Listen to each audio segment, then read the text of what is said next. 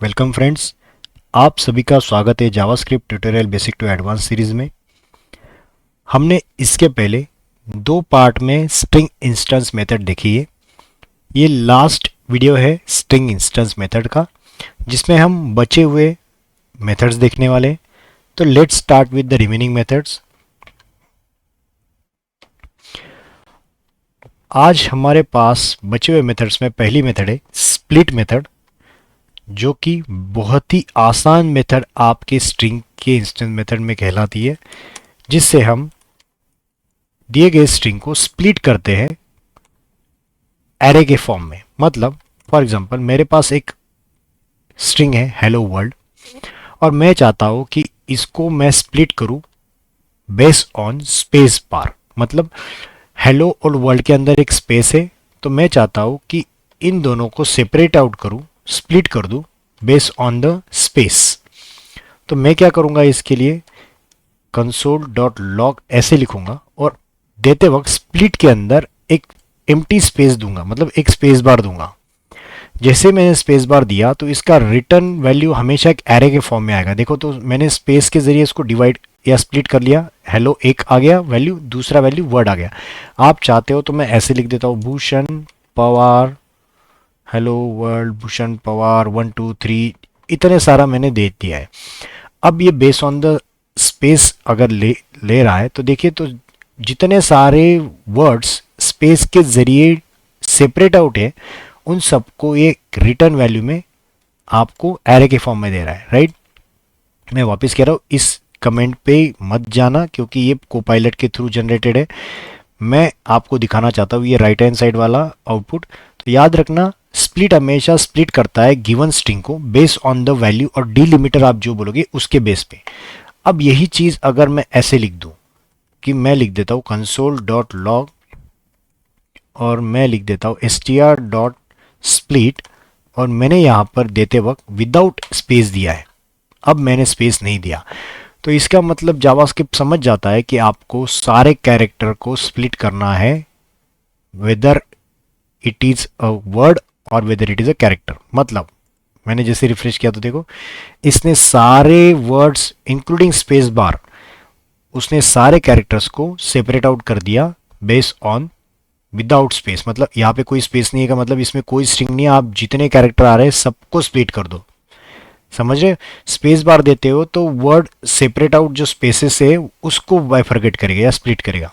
But जब आपने ये स्पेस भी निकाल दी इसके अंदर से, तो इसका मतलब समझ जाएगा कि हर एक कैरेक्टर को स्प्लिट करना है। तो देखो आउटपुट में हर एक कैरेक्टर को स्प्लिट आउट किया है, एच अलग, ई अलग, एल अलग। तो ये चीज आपका स्प्लिट हमेशा काम के लिए यूज होता है कि हमें दिए गए स्ट्रिंग को स्प्लिट करने के लिए यूज किया जाता है। राइट, तो याद रखिए, स्प्लिट हमेशा आपको स्प्लिट करेगा और देने वाला आउटपुट हमेशा किस फॉर्म में देगा, it returns an array of string, right, which is separated by specific separator. आप इसे सेपरेटर को डिलिमिटर को तो भी चलेगा। राइट, तो ये आपकी मेथड सेपरेट आउट करने के लिए। नेक्स्ट मेथड है स्टार्ट्स विथ। हमने एक और मेथड देखी थी एंड्स विथ। आपको अगर याद नहीं है तो 35 नंबर का जो वीडियो हमने लिया था लेसन, तो उसके अंदर मैंने एंड्स विथ की मेथड कवर की थी। सेम तरीके से आपकी स्टार्ट विथ की मेथड भी काम करेगी, जहां पर हम चेक करेंगे कि दी गई स्ट्रिंग का स्टार्ट दिए गए नेक्स्ट स्ट्रिंग से हो रहा है या नहीं। जैसे हेलो वर्ल्ड का स्टार्ट अगर हेलो से हो रहा है तो ये ट्रू रिटर्न करेगा, अदरवाइज ये फॉल्स रिटर्न करेगा। It returns true if the string begins with the character, otherwise false. मतलब देखो, जैसे मैंने रिफ्रेश किया तो इसने ट्रू रिटर्न किया। राइट, बट क्या हो अगर मैं ऐसे लिख दूं, केस सेंसिटिव है तो मैंने ये एच को किया स्मॉल में। राइट, तो ये जैसे ही करूंगा तो ये देखो, केस सेंसिटिव होने की वजह से क्या हुआ, इसका एच कैपिटल से स्टार्ट हो रहा है और इसका हम चेक करें कि स्मॉल से स्टार्ट है क्या नहीं। अगर हमने ऐसा चेक किया है स्मॉल से, तो ये क्या रिटर्न करेगा, फॉल्स। तो ये मेथड आपको उसके लिए काम में आती है कि जहां से आप स्टार्ट चेक कर रहे हो, और इसका सिंटैक्स अगर कहोगे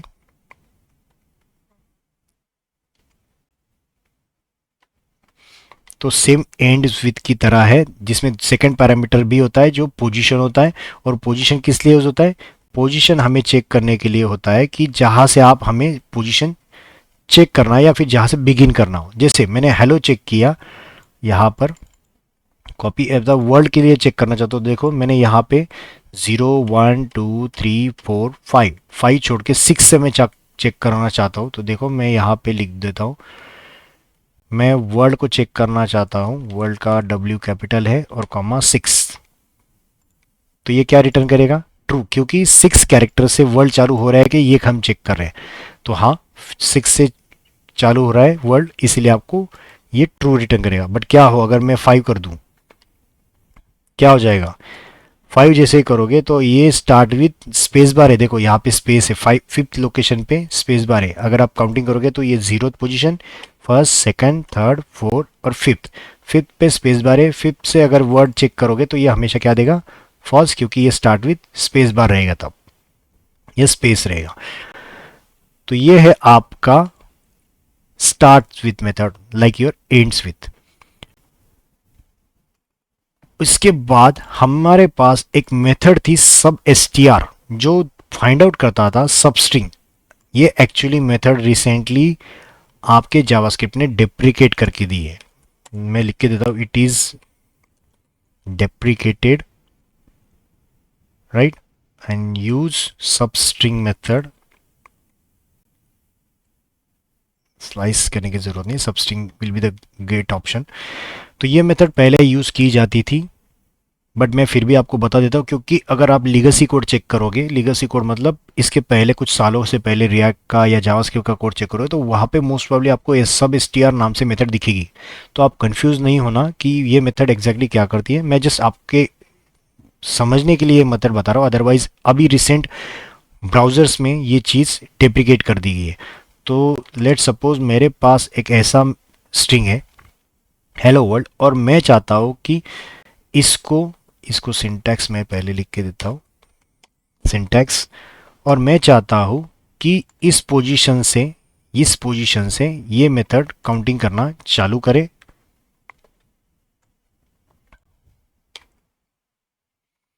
तो देखो मैंने जैसे रिफ्रेश किया तो इसने ELLO किया। इसका मतलब अभी समझाता हूँ क्या है, कि इसने फर्स्ट पोजीशन से चालू किया। तो देखो फर्स्ट पोजीशन कहाँ से आई? 0, ये 1, राइट? 1 से लेकर 5 कैरेक्टर आने तक, मतलब 2 3 4 5, 5 जैसे आया उसको एक्सक्लूड करके देखो यहाँ पे क्या कर रहा है उसने, number of characters, specified number of character कितने रिटर्न करने हैं आपको। तो इसने रिटर्न एक देखो स्पेस बार भी रिटर्न किया। अगर आप चाहते हो तो इसको 6 कर देता हूँ, मतलब आपको थोड़ा ठीक से दिखाई देगा। इसको मैं निकाल के, तो ये देखो रिफ्रेश करता हूँ, तो ये देखो कहाँ से स्टार्ट किया इसने? 1 से, मतलब यहाँ से ई से 1 2 3 4 5 6, जितना आप सेकेंड पैरामीटर दोगे उतने कैरेक्टर्स वो रिटर्न करेगा। पहला है पोजीशन और दूसरा है नंबर ऑफ कैरेक्टर्स। आप लेंथ की जगह पे यहाँ पे लिख भी सकते हो number of characters to be return, right? तो ये नंबर ऑफ कैरेक्टर्स रिटर्न करेगा, जितने नंबर ऑफ कैरेक्टर्स आप चाहते हो कि रिटर्न करो। बट ये मेथड डेप्रिकेटेड है, आप इसका इस्तेमाल मत कीजिए। आपको इसकी जगह पे अल्टरनेटिव ऑप्शन मिल जाता है सबस्ट्रिंग, या जो मैंने पहले लेक्चर्स में पढ़ाया था स्लाइस मेथड। तो इसको भी आप आसानी से यूज कर सकते हो, राइट? तो सबस्ट्रिंग एक ऐसी मेथड है जो सेम काम करवाती है, जिसे आप एक्सट्रैक्ट कर सकते हो स्ट्रिंग को, मतलब एक सबस्ट्रिंग फाइंड कर सकते हो। जैसे मैंने लिया एक string late str3 hello world, और सही वही चीज़ मैं करने जा रहा हूँ, बट यहाँ पे सिंटैक्स थोड़ा अलग है। सिंटैक्स ऐसे कि इसमें स्टार्ट और एंड पोजीशन दी जाती है। इसमें क्या था, इसमें स्टार्ट पोजीशन दी जाती थी, बट नंबर ऑफ कैरेक्टर्स उस स्टार्ट पोजीशन से कितने कैरेक्टर्स आपको रिटर्न करने, वो चीज़ लिखी जाती थी। बट ये चीज़ आपके लेटेस्ट में चेंज किया गया है, और उसको स्टार्ट पोजीशन एंड पोजीशन ये दोनों पोजीशन देनी पड़ती है। देनी मतलब कंपल्सन स्टार्ट पोजीशन का है, और लास्ट जो एंड पोजीशन है वो क्या है, ये ऑप्शनल चीज़ है। आप दोगे तो भी चलेगा, नहीं दोगे तो भी चलेगा। इसमें वापस वही चीज़ कि आपका स्टार्ट पोजीशन सपोज मैंने ऐसे दिया है console.log दिया है, राइट? अब इसमें आप क्या कहोगे, ठीक है? इसमें अगर मैं रिफ्रेश करता हूं तो ये स्टार्ट पोजीशन इंक्लूसिव है, सेम आपके इसकी तरह start position, sorry start position is inclusive और included, and 8 position is not included, that is excluded. आप एक्सक्लूसिव बोलोगे तो भी चलेगा, इसको इंक्लूडेड के जगह पे आप लिख दोगे इंक्लूसिव। स्टार्ट पोजीशन की वैल्यू इंक्लूसिव रहेगी, एंड पोजीशन एक्सक्लूसिव रहेगा। मतलब 6 दिया है तो 5 तक ही चलेगा, 1 से लेकर 5 तक। इसे कहा जाता है सबस्ट्रिंग, राइट। तो इसलिए आपको देखो यहाँ पे एक स्पेस बार भी यहाँ पे दिखाई देगा, तो ये स्पेस बार भी काउंट करके लाया है। अगर मैं यहाँ पे सपोज 8 कर देता हूँ तो ये क्या वैल्यू रिटर्न करना चाहिए, इसने इसने रिटर्न करना चाहिए यहाँ तक, मतलब ये 5th 6 7 ओ तक। 8 वाला पोजीशन जाएगा क्या, नहीं नहीं जाएगा। तो देखो रिफ्रेश करने के बाद इसका वैल्यू ओ तक ही आया, आर नहीं आया क्योंकि आर का पोजीशन 8 है। तो ये बन गया आपका सबस्ट्रिंग। इसके बाद मेरे पास एक और मेथड जावास्क्रिप्ट की है जिसका नाम है टू लोअर केस। ये बहुत ही आसान मेथड है जिसमें आपको क्या करके मिलेगा, आपको दी गई स्ट्रिंग को लोअर केस में कन्वर्ट करके मिलेगा। और वही चीज़ अगर मैं अपर केस में करना चाहूँ तो मेरे पास मेथड कौन सी है, to upper case, right. Let str5 और इसको मैं कन्वर्ट करता हूँ टू अपर केस। देखो जो मैंने कहा वही हो रहा है क्या, रिफ्रेश किया तो ये पहले उसने लोअर केस में कन्वर्ट कर दिया, दी गई पूरी स्ट्रिंग को लोअर केस में कन्वर्ट किया by using method to lower case. और वही चीज़ अगर मैं अपर केस में कन्वर्ट करना चाहूँ तो मेरे पास एक और मेथड है जिसका नाम है टू अपर केस, राइट। याद रखना ये मेथड आपके ओरिजिनल स्ट्रिंग में चेंज नहीं करेगा। यहाँ पे अगर मैं कंसोल लॉग कर दूँ str4, तो str4 देखो इसने अपर केस लोअर केस में कन्वर्ट करने के बाद ओरिजिनल स्ट्रिंग में कोई भी मॉडिफिकेशन नहीं की, original string as it is है। याद रहेगा, टू से जो मेथड चालू होगी वो हमेशा एक नई स्ट्रिंग रिटर्न करेगा, नई स्ट्रिंग रिटर्न करेगा, ना कि ओरिजिनल स्ट्रिंग में चेंजेस करेगा। सेम यहाँ पर आप अगर कंसोल डॉट लॉग करोगे, आप एक टेबुलर फॉर्म में बना के रखना कि जो सारी इंस्टेंस मेथड है कौन सी मेथड नया एक स्ट्रिंग रिटर्न करेगी और कौन सी मेथड ओरिजिनल में चेंज करेगी, क्योंकि ये इंटरव्यू पर्सपेक्टिव से बहुत काम की चीज़ है। अगर आपको इन फ्यूचर ये चीज़ कोई इंटरव्यूअर पूछता है कि ये मेथड ओरिजिनल में चेंज करता है या नहीं करता है, तो आपके पास वो टेबुलर फॉर्म में समझने के लिए आसानी हो जाएगी कि कौन सी मेथड रिटर्न नई स्ट्रिंग करेगा और कौन सी मेथड ओरिजिनल में चेंज करेगा ओरिजिनल स्ट्रिंग में। तो this is to lower case and to upper case. अब एक मेथड मेरे पास है जिसका नाम है टू स्ट्रिंग। टू स्ट्रिंग का मतलब ये है कि मेरे दिए गए स्ट्रिंग को या मेरे दिए गए इनपुट को स्ट्रिंग में कन्वर्ट करो, राइट। सपोज मेरे पास एक वैल्यू है या इसको मैं कहूँगा नंबर है नम, और मैंने इसमें अंदर रख दिया है 1 2 3। अब मैं चाहूँ कंसोल लॉग करूँ नंबर को स्ट्रिंग में कन्वर्ट करना, तो स्ट्रिंग में कन्वर्ट करने के लिए देखो इसके लिए क्या किया, मैंने एक वेरिएबल में वैल्यू रखी और उसको टू स्ट्रिंग कर दिया। आप अगर गलती से मैं कह रहा हूँ कि आपने अगर ऐसा लिख दिया है तो घबराना मत, टू स्ट्रिंग मैंने चीज़ शायद आपको लास्ट वीडियो में बताया था। तो जैसे ये करूँगा तो आपको एरर दिखाई देगा, देखो इनवैलिड अनएक्सपेक्टेड टोकन। ये इसलिए क्योंकि आप डायरेक्टली नंबर के ऊपर टू स्ट्रिंग मेथड नहीं यूज़ कर सकते, उसको एक तो वेरिएबल में यूज़ करो और वेरिएबल को इस्तेमाल करो। बट अगर आप चाहते हो कि नंबर पे करना है तो यहाँ पे डबल डॉट करना है, आपको सिंगल डॉट पे ये काम नहीं करेगा। सिंगल डॉट की जगह पे आपको क्या करना है, डबल डॉट में करना है, तो जाकर ही नंबर पे वो मेथड डायरेक्टली काम में आएगी। एक जस्ट हैक है, बट याद रखना कि आप नंबर के ऊपर कभी भी मेथड को इस्तेमाल मत करो, इसको एक वेरिएबल में स्टोर करो और फिर जाकर उस मेथड को इस्तेमाल करो। यही चीज़ मैं अगर ऐसे लिख दूँ कंसोल डॉट लॉग और मैं लिख दूँ ट्रू डॉट टू स्ट्रिंग, तो ये क्या कर देगा, आने वाला आउटपुट स्ट्रिंग में कन्वर्ट गया। मतलब ये जो बुलियन वैल्यू थी, बुलियन वैल्यू को कन्वर्ट किस में कर दिया उसने, स्ट्रिंग में। आप अगर चाहते हो कि ये स्ट्रिंग है या नहीं है चेक करना है तो आप क्या मेथड यूज़ कर सकते हो, सिंपली टाइप ऑफ नाम से आपके पास प्रॉपर्टी होती है जो क्या चेक करता है, मेथड जो भी आउटपुट है वो किस फॉर्मेट में है, तो स्ट्रिंग फॉर्मेट में, राइट। तो याद रखो ये आपको चेक करने का तरीका है कि जिसके ज़रिए आप इजीली चेक कर सकते हो कि दिया गया आउटपुट कौन से फॉर्म में। तो टू स्ट्रिंग हमेशा याद रखना कि ये इस्तेमाल किया जाता है कन्वर्ट करने के लिए दिए गए नंबर को या फिर दिए गए डेटा टाइप को। कन्वर्ट डेटा टाइप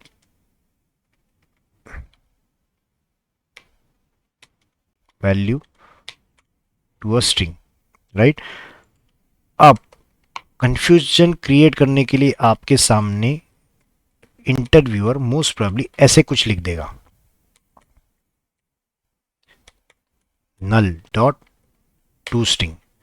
अब आप बताओ कि ये क्या करेगा। याद रखो, नल के ऊपर आप टू स्ट्रिंग जब भी इस्तेमाल करने वाले हो तो ये आपको रीड करने नहीं देगा, मतलब ये प्रॉपर्टी आपको एरर देगी। क्यों?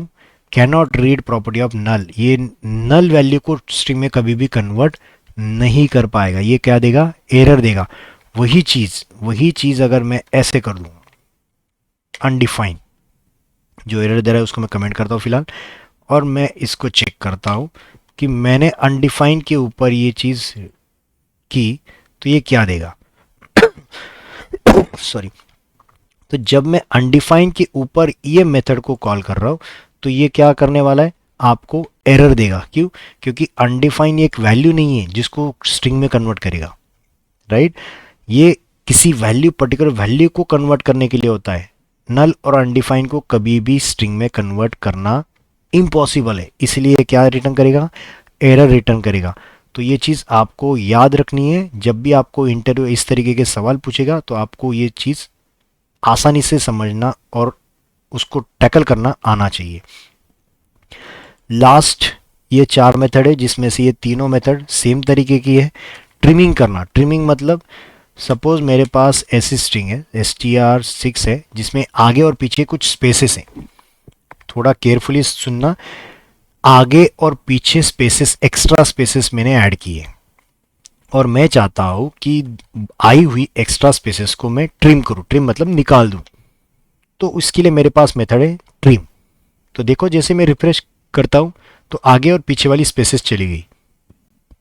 कुछ लोगों का कहना होगा कि अंदर वाली स्पेस नहीं गई, हेलो और वर्ल्ड के बीच में जो एक स्पेस था वो नहीं गया। तो वो ट्रिमिंग कभी भी नहीं निकालेगा। ट्रिमिंग हमेशा क्या करता है? आगे और पीछे से, दोनों साइड से अगर एक्स्ट्रा स्पेसेस ऐड की गई है तो उतने ही स्पेसेस को ट्रिम करेगा, ना कि इन बिटवीन स्पेसेस को, राइट।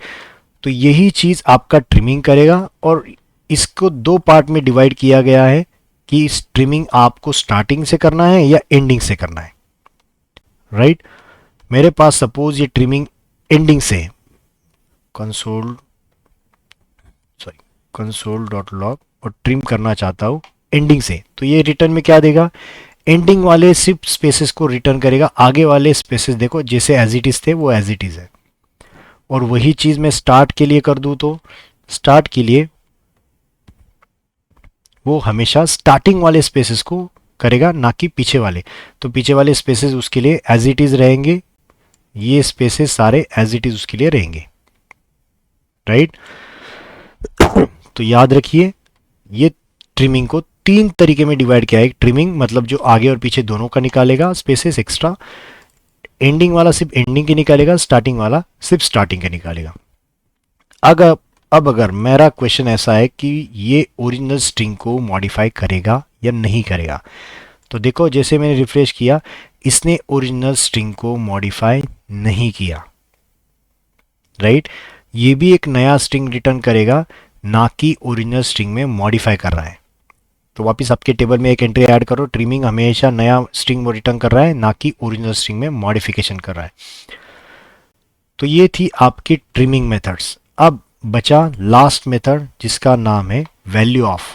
ये बहुत ही आसान मेथड है जो सिर्फ आपके दिए गए स्ट्रिंग में जो वैल्यू है वो रिटर्न करेगा, या प्रिमिटिव में जो वैल्यू है वो रिटर्न करेगा। लेट्स, मेरे पास ऐसा कुछ बनाया हुआ था और मैं इसको प्रिंट करूँ तो ये हेलो वर्ल्ड मतलब जो वैल्यू थी वो रिटर्न कर रहा है।